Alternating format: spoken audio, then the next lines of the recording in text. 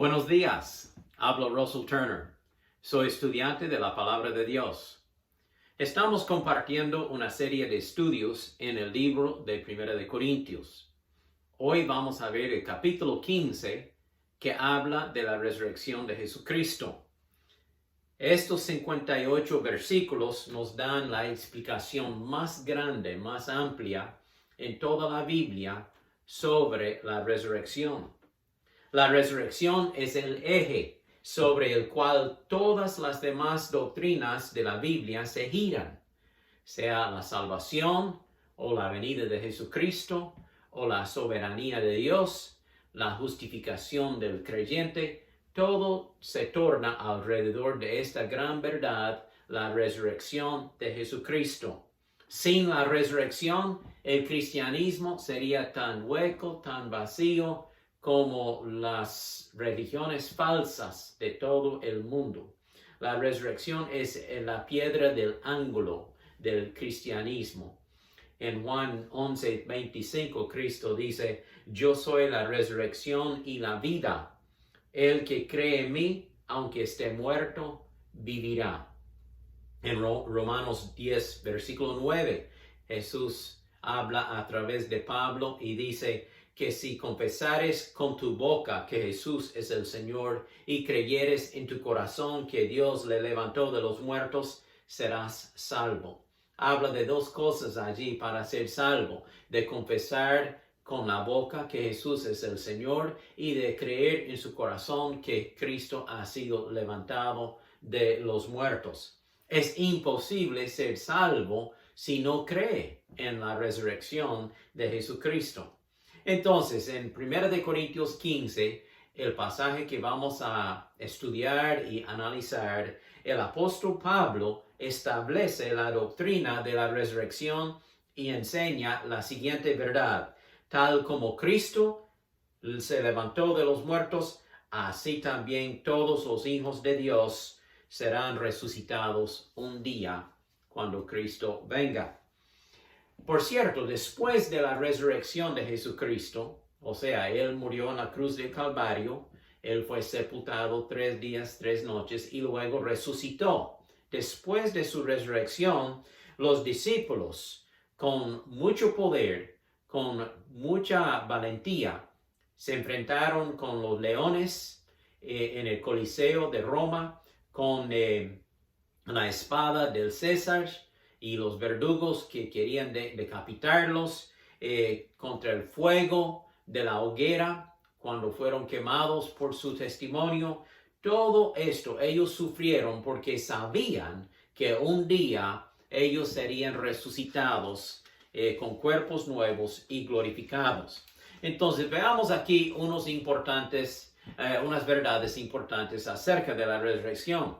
Empezando con el versículo 1, vamos a ver la prueba de la resurrección. Voy a darle unos puntos que empieza con la letra P, si está apuntando, y también en el Facebook puede ver las notas transmitidas allí en la misma página mía de Facebook.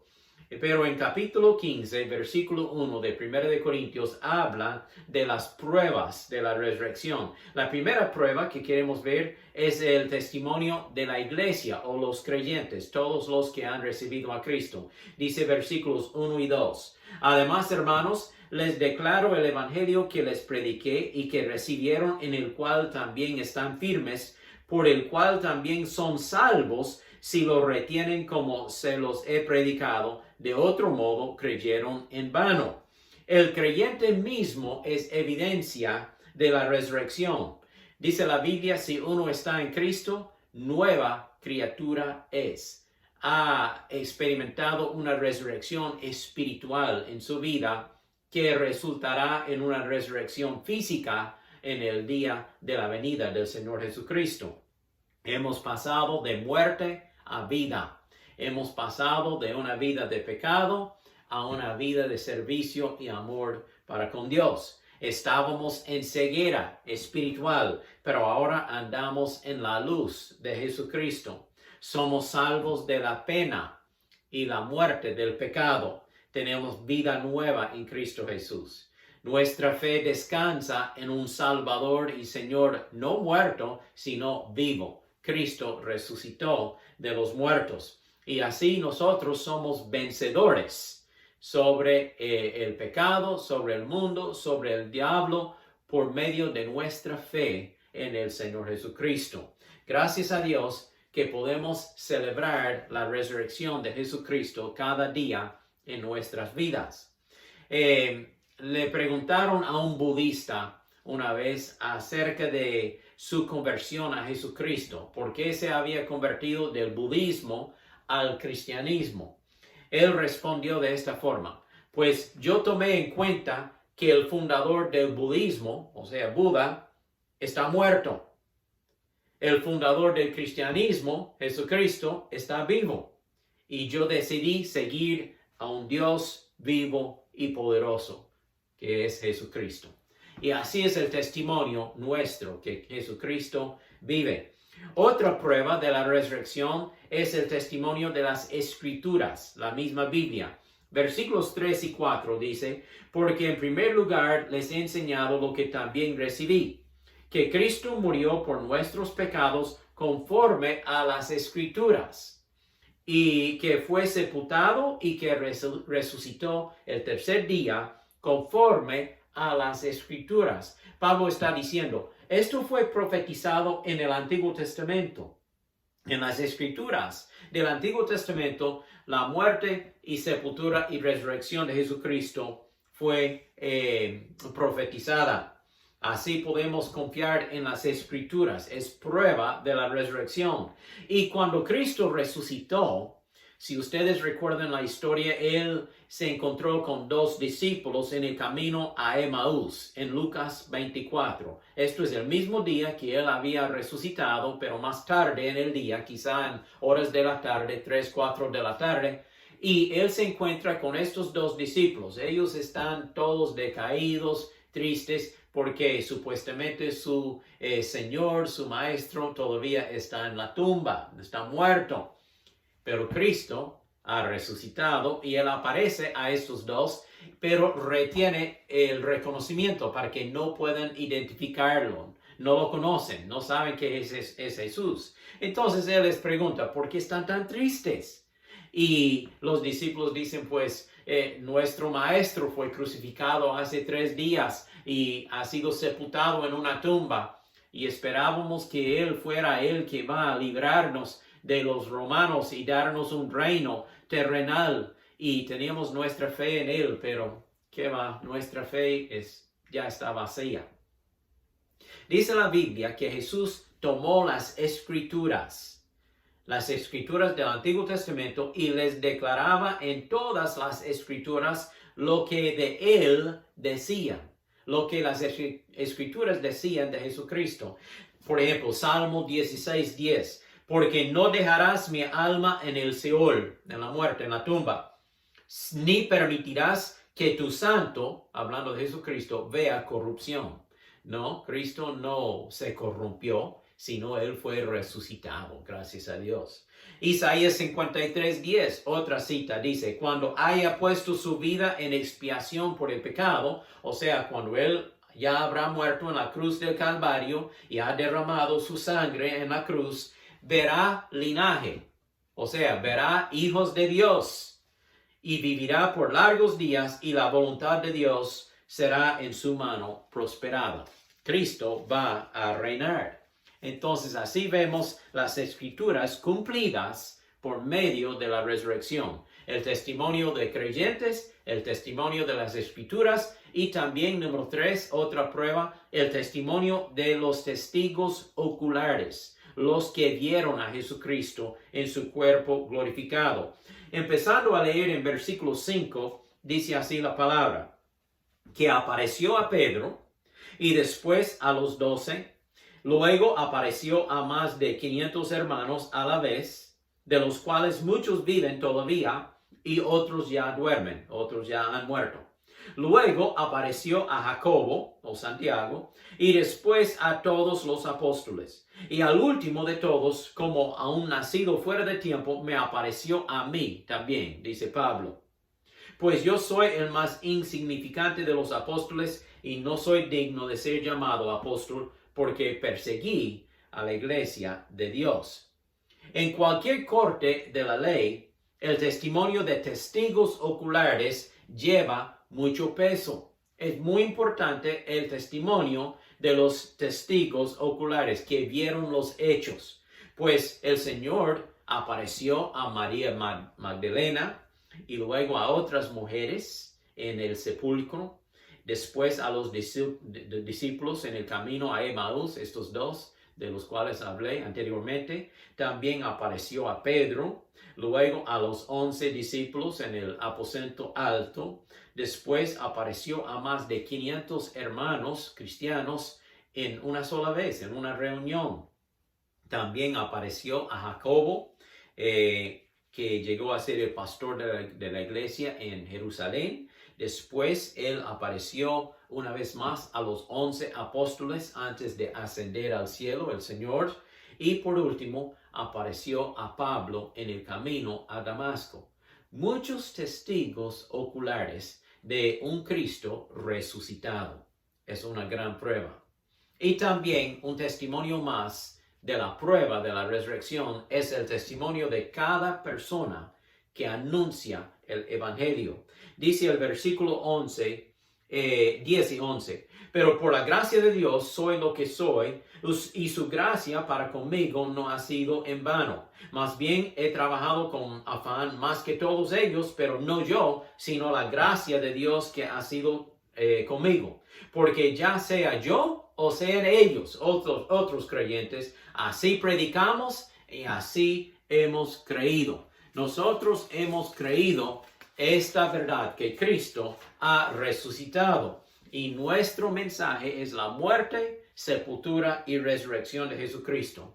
Cada persona que cree este mensaje puede compartirlo con otras personas para que también puedan ser salvos. Gracias a Dios por esta oportunidad. Jesús dice, si alguien quiere venir en pos de mí, niéguese a sí mismo, tome su cruz y sígame. Sígame. Y así debemos de seguir al Señor Jesucristo porque Él vive.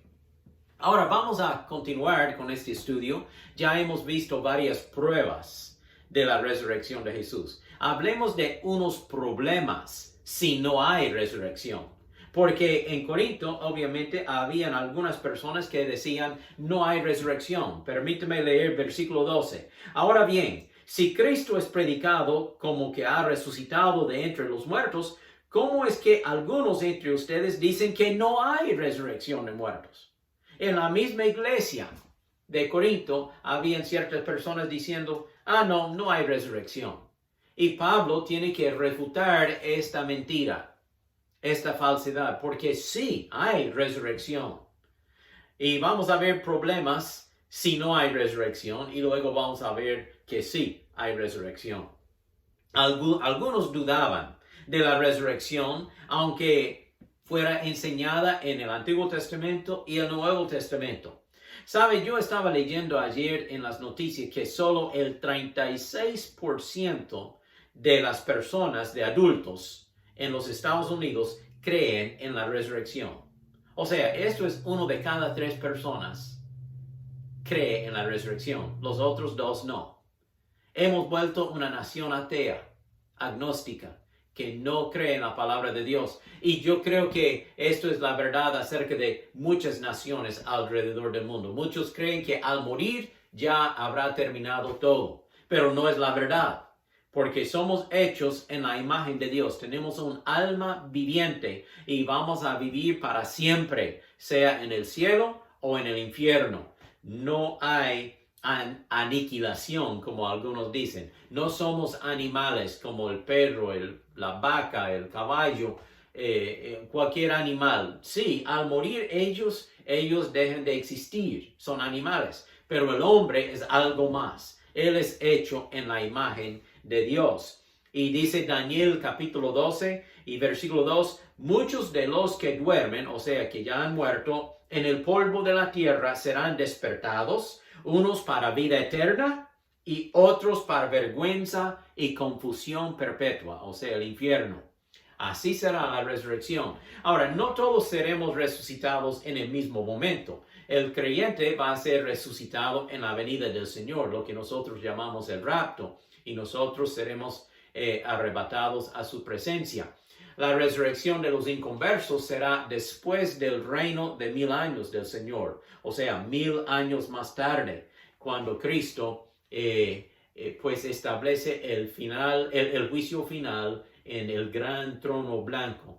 Se habla de esto en Apocalipsis capítulo 20. Y todos los inconversos serán resucitados del infierno, juzgados y lanzados al lago de fuego. Job, aquel hombre del Antiguo Testamento, el libro antes de los Salmos, Job 19:26 dice, y después de deshecha mi piel, yo sé que en mi carne yo voy a ver a Dios. Job creía en la resurrección.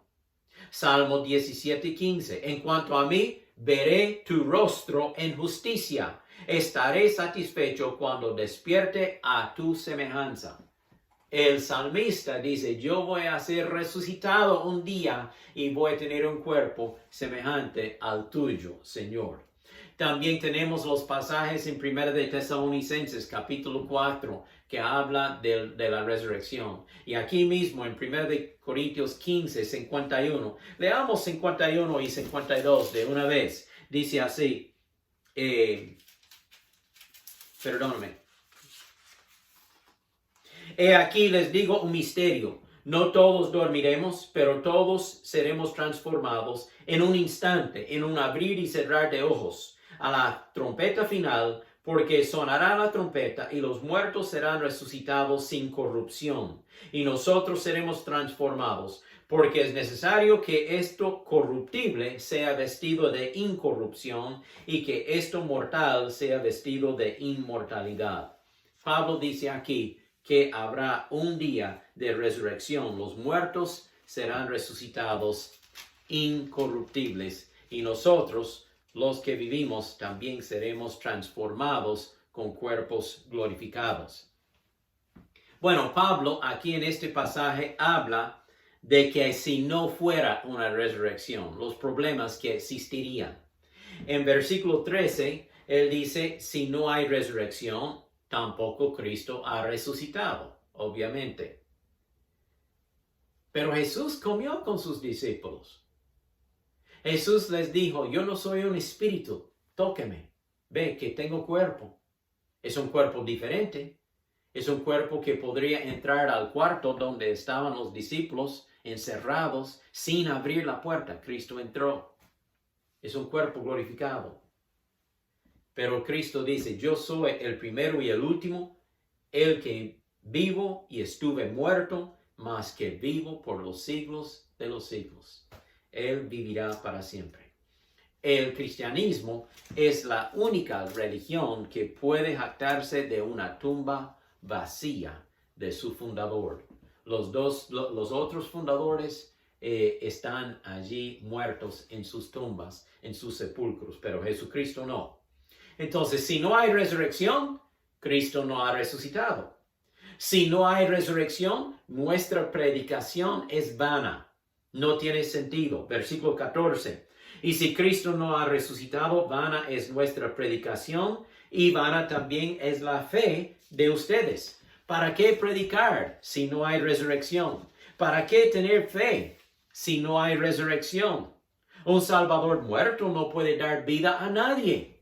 Cristo tuvo que resucitarse primero para poder darnos vida a nosotros. Por cierto, dice en este capítulo que Cristo es las primicias y luego nosotros somos la cosecha que viene después.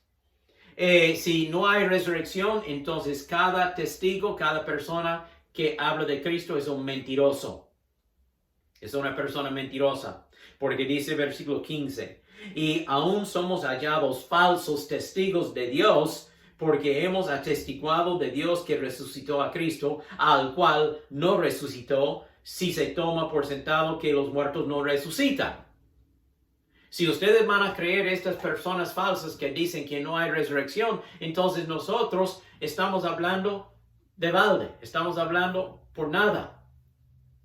Somos mentirosos en decir que vamos a ir al cielo si no hay resurrección. Ahora, todo esto es suposición porque sí hay resurrección. Pero Pablo está presentando los problemas que habrán o que habrían si no fuera por la verdad de la resurrección.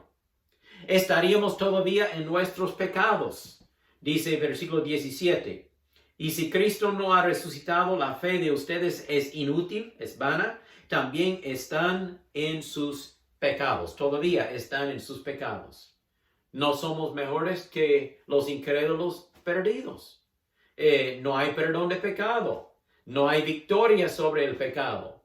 Todavía sufriríamos la pena del pecado, que es una eternidad en el infierno, si no hay resurrección. Entonces los creyentes que ya han muerto han perecido. No están con Cristo, están en el infierno si no hay resurrección. Pablo dice en versículo 18. Y luego en 19 él dice, somos los más miserables de todos los hombres si no hay resurrección. Luego en versículo 20 él refuta esta falsedad. Y él dice, pero sí, Cristo ha resucitado de entre los muertos, como primicias de los que durmieron. Cristo ha resucitado de los muertos. ¿Saben? Yo he predicado muchos cultos fúnebres, pero yo nunca he levantado a un muerto. Pero si usted lee en los evangelios, cuando Cristo asistía a un culto fúnebre, él levantaba al muerto. Lo resucitaba. ¿Por qué? Porque Cristo es la resurrección y la vida. Yo no tengo ese poder, pero Jesucristo sí lo tiene. Y tal como Él resucitó, nosotros seremos resucitados en su venida.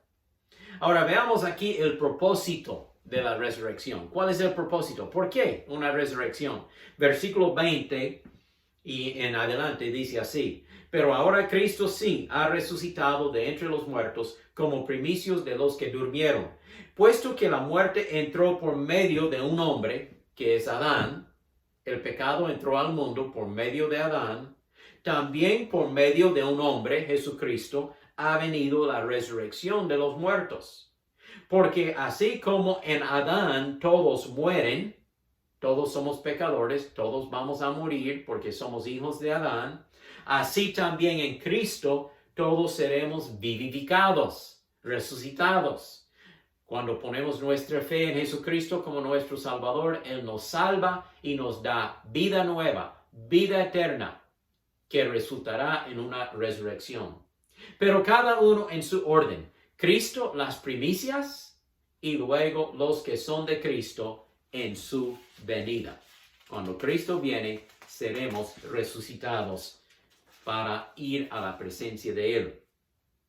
Después, el fin, cuando Él entregue el reino al Dios y Padre, cuando ya haya anulado todo principado, autoridad y poder, porque es necesario que Él reine hasta poner a todos sus enemigos debajo de sus pies, y el último enemigo que será destruido es la muerte. El último enemigo. Y habla de esto en Apocalipsis capítulo 20, que un día la misma muerte será echada al lago de fuego. El fin de la muerte. Ya no habrá más muerte jamás.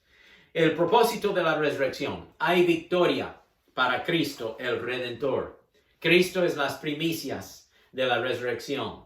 Él resucitó 3 días de haber muerto. Él murió y derramó su sangre para salvarnos de nuestros pecados. Él resucitó 3 días después para justificarnos y darnos vida eterna. Las primicias es una promesa que viene una gran cosecha. Cristo es las primicias, nosotros seremos la cosecha en su venida. Hay victoria no solo para Cristo, sino para los creyentes, los redimidos. No sabemos el día ni la hora de su venida, cuando Cristo vendrá. Pero cuando Él viene, dice 1 de Juan 3:2, que seremos hechos tal como Él es. Tendremos un cuerpo semejante al cuerpo de Él. Hay victoria para los creyentes. Hay victoria sobre la muerte. la reina derrotada. Como dice aquí, el último enemigo destruido será la muerte. Dice Apocalipsis 20:14, y la muerte y el Hades fueron lanzados al lago de fuego. Esta es la muerte segunda. Ya es el final de la muerte. Bueno, Cristo ha tomado la victoria por medio de resucitarse de los muertos. Y este poder es nuestro a través de nuestra fe en Jesucristo. Hablemos por un momento del poder de la resurrección. Primero es una motivación. La resurrección es una motivación a la salvación. Aceptar la salvación que Cristo nos ofrece. Porque habla en versículos 29 al 34 de que nosotros somos salvos por medio del testimonio de otros que han aceptado a Cristo y fueron bautizados y ya han muerto. Y nosotros estamos tomando el lugar de esas personas y continuando esta predicación del Evangelio, de la salvación. También es una motivación al servicio, para servir a Dios, porque habrá una resurrección. Habrá un día de recompensa, de reconocimiento, en aquel día de resurrección. Y nosotros escucharemos las palabras, bien hecho, siervo fiel, por haber servido al Señor. También es una motivación a la santificación en esta vida. Entonces, primero, la resurrección nos motiva a la salvación. La resurrección nos motiva al servicio del Señor. Y también la resurrección nos motiva a vivir vidas santificadas, vidas separadas del pecado y dedicadas a Dios. Dice versículos 33 y 34, permíteme leerlo así. No se dejen engañar, las malas compañías corrompen las buenas costumbres. Vuelvan a la sobriedad como es justo y no pequen más, porque algunos tienen ignorancia de Dios. Para vergüenza de ustedes lo digo. Pablo está diciendo a los creyentes en Corinto, por favor, vivan vidas santificadas para que otras personas inconversas puedan ver una diferencia en sus vidas. Somos nuevas criaturas en Cristo Jesús y así debemos vivir para la gloria del Señor. Bueno, también Pablo concluye hablando de la perfección de esta resurrección. Vivimos en cuerpos imperfectos, cuerpos raquíticos, débiles, enfermizos. Sufrimos dolor. No todos los días son buenos en esta vida. Sufrimos porque son cuerpos imperfectos, pecaminosos. Pero un día en la resurrección vamos a ser transformados y tendremos cuerpos perfectos. ¿Cómo va a ser aquel día de resurrección? Pues Pablo nos da 3 ilustraciones. Primero, él habla de semillas. Nota en versículo 35 dice, pero dirá alguno, ¿cómo resucitan los muertos? ¿Con qué clase de cuerpo vienen? Necio, lo que tú siembras no llega a tener vida a menos que muera. Cuando tenemos allí el huerto afuera de la casa y sembramos, esperamos que aquella semilla muera y luego que produzca una mata que producirá muchas semillas más, una cosecha más. Sigue Pablo diciendo en 37, y lo que siembras no es el cuerpo que ha de salir, no es el mismo grano que sale, sino es una mata que sale. Dice así, y lo que siembras no es el cuerpo que ha de salir, sino el mero grano, ya sea de trigo o de otra cosa, pero Dios le da un cuerpo como quiere a cada semilla su propio cuerpo. No toda carne es la misma carne, sino que una es la carne de los hombres, otra la carne de los animales, otra la de las aves y otra la de los peces. También hay cuerpos celestiales y cuerpos terrenales, pero de una clase es la gloria de los celestiales y de otra la de los terrenales. Una es la gloria del sol, otra es la gloria de la luna y otra la gloria de las estrellas, porque una estrella es diferente de otra en gloria. Así también en la resurrección de los muertos. Se siembra en corrupción, se resucita en incorrupción.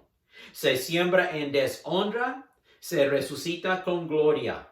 Se siembra en debilidad, se resucita con poder. Se siembra cuerpo natural, se resucita cuerpo espiritual. Hay cuerpo natural y también hay cuerpo espiritual.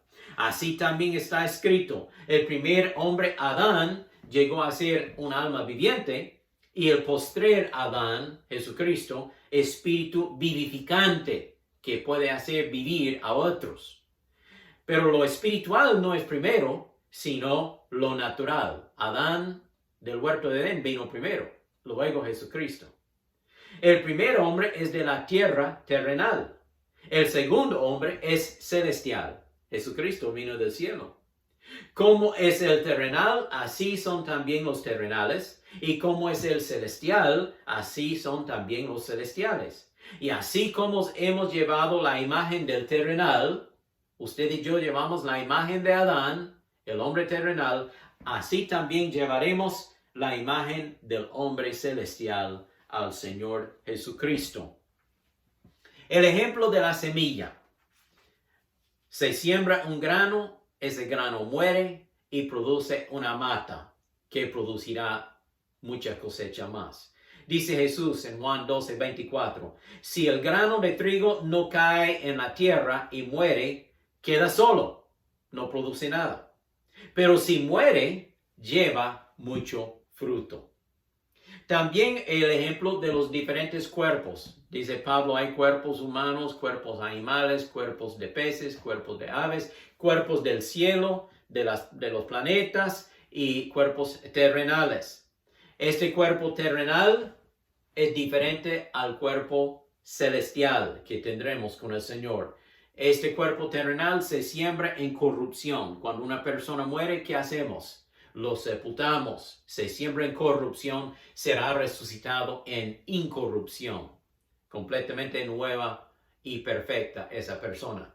Se siembra en deshonra, o sea, ya este cuerpo no sirve, porque ya ha muerto. Es tiempo de sepultarlo, porque en pocos días se pudre y hiede mal. Entonces hay que sembrarlo en la tierra, hay que sepultarlo. Pero será resucitado en gloria, que nunca sufrirá muerte otra vez. También se siembra en debilidad, pero resucita en poder, un cuerpo poderoso, glorioso. Se siembra el natural, se resucita el espiritual. Luego Pablo habla de los dos hombres, el primer Adán, siendo Adán mismo, del huerto de Edén, que llegó a ser pecador, y así todos nosotros somos pecadores y morimos por causa del pecado. Pero el segundo Adán, Jesucristo, vino para salvarnos de nuestros pecados y darnos vida nueva, vida por medio de una resurrección espiritual en Cristo. Pues estos son ejemplos que comprueban la verdad de la resurrección. Bueno, Pablo concluye entonces este capítulo 15 hablando de la importancia de continuar con fe en la vida cristiana. Porque yo quiero leer estos últimos versículos y dice así en versículo 58, leamos. Así que hermanos míos amados, estén firmes y constantes, abundando siempre en la obra del Señor, sabiendo que su arduo trabajo en el Señor no es en vano. En el día de la resurrección habrá una gran transformación. Porque dice aquí en versículo 51 en adelante, él dice aquí de esta forma, no todos dormiremos, pero todos seremos transformados. Un día de gran transformación. En un instante, así, en un cerrar y abrir de ojos, a la trompeta final, porque sonará la trompeta, y los muertos en Cristo serán resucitados sin corrupción. Los que han muerto con fe en Cristo serán resucitados sin corrupción. Y nosotros, los que vivimos, seremos transformados. Porque es necesario que esto corruptible sea vestido de incorrupción y que esto mortal sea vestido de inmortalidad. Y luego vamos a cantar el canto de victoria. Sorbida es la muerte en victoria. ¿Dónde está, oh muerte, tu victoria? ¿Dónde está, oh muerte, tu aguijón? Es cierto que en esta vida vemos el aguijón de la muerte tocando muchas personas. Y tenemos que asistir cultos fúnebres vez tras vez tras vez. Pero un día todo eso terminará en la venida del Señor. Cuando experimentamos esa gran resurrección, habrá victoria sobre la muerte. Hasta que llegue el día de la resurrección, hay un gran trabajo, una gran tarea para nosotros. Y esto es de seguir amando a Dios, seguir compartiendo el Evangelio de Jesucristo, seguir viviendo como seguidores y discípulos del Señor Jesucristo. De nuevo, leo versículo 58. Hermanos míos amados, estén firmes y constantes, abundando siempre en la obra del Señor. Seamos firmes, estemos ocupados para el Señor. Recordemos que nuestro trabajo para el Señor lleva su recompensa. Es una tarea valiosa, no es para nada, tiene mucho valor. Gracias a Dios, hay una resurrección. Si usted ha escuchado este estudio sobre la resurrección, pero todavía no conoce a Cristo como su Salvador, yo quiero invitarle que abra su corazón al Señor Jesucristo. Yo no puedo salvarle, ninguna otra persona puede salvarle, pero Jesucristo puede salvarle. Si usted abre su corazón a Él, si ora a Él, si le confiesa su pecado a Él y luego lo recibe como su Salvador personal, Él le salvará y así puede experimentar esta gran vida resucitada en Cristo Jesús.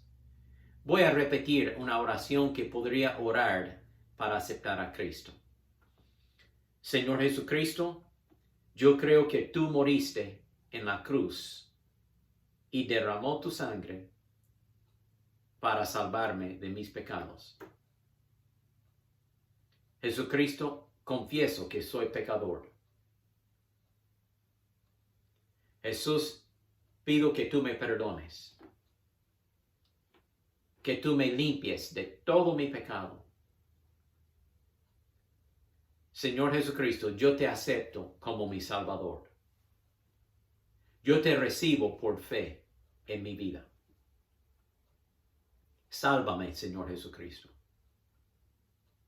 Dame vida eterna. Yo quiero servirte hasta el día de la resurrección. Gracias, Señor. En el nombre de Jesús. Amén. Que Dios les bendiga, que tengan muy buen día y hasta el próximo estudio.